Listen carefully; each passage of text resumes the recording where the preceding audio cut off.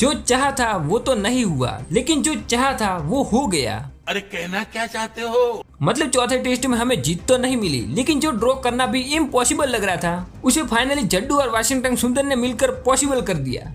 दोस्तों, रविंद्र जडेजा और वाशिंगटन सुंदर ने जो किया उसे कहते हैं हारा हुआ मैच वापस खींचना। लेकिन जडेजा ने जो बेन स्टोक्स को हाथ मिलाने से इनकार कर दिया उसे ही कहते हैं मुंह पर बेइज्जती करना। क्योंकि क्या हुआ कि रविंद्र जडेजा 79 रन पर और वाशिंगटन सुंदर 80 रन पर खेल रहे थे।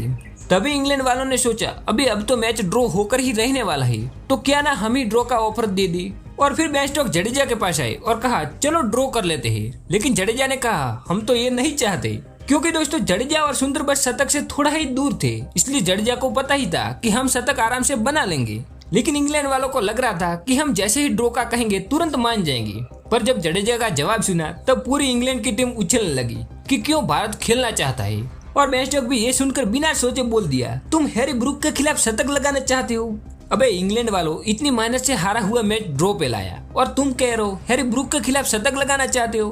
क्या हैरी ब्रूक ने अकेले पूरे मैच में गेंदबाजी की थी? नहीं। लेकिन दोस्तों इस मामले में जडेजा को कप्तान की तरफ से भी डन आया था, यानी गिलपी चाहते थे कि खेलते रहो। और फिर जैसे ही जडेजा की सेंचुरी पूरी हुई तुरंत हैरी ब्रूक दौड़ के फिर से हाथ मिलाने वापस आ गई। लेकिन इस बार तो दोनों में से एक ने भी उस तरफ नहीं दिखा और इंग्लैंड की लगातार बेइज्जती होती रही। बाकी दोस्तों शुरू से देखे तो दूसरी पारी में हमारी 2 विकेट 0 पर ही गिर गई थी, जो कि थे यशस्वी जायसवाल और साइन सुदर्शन। लेकिन फिर केएल राहुल और शुभमन गिल ने अपना वही चक्रव्यूह चालू किया और धीरे धीरे रन की बारिश होने लगी। लेकिन जैसे ही केएल राहुल शतक बनाने वाले थे वो 90 रन पर आउट हो गए।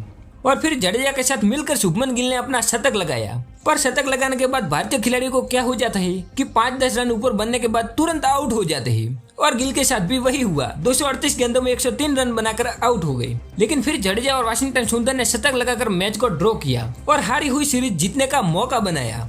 साथ ही दोस्तों अब तो 5वें टेस्ट में भारतीय टीम 1978 का रिकॉर्ड भी तोड़ने वाली है, अगर जो 5वें टेस्ट में भारत की ओर से एक भी शतक लगा तो।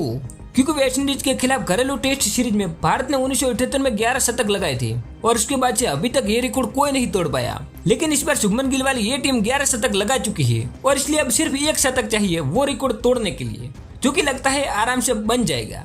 वैसे दोस्तों आप जडेजा और सुंदर के लिए कोई तारीफ करना चाहते हो तो कमेंट में लिख सकते हो।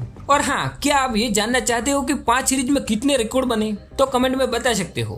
बाकी तब तक मिलते हैं एक नई अपडेट के साथ।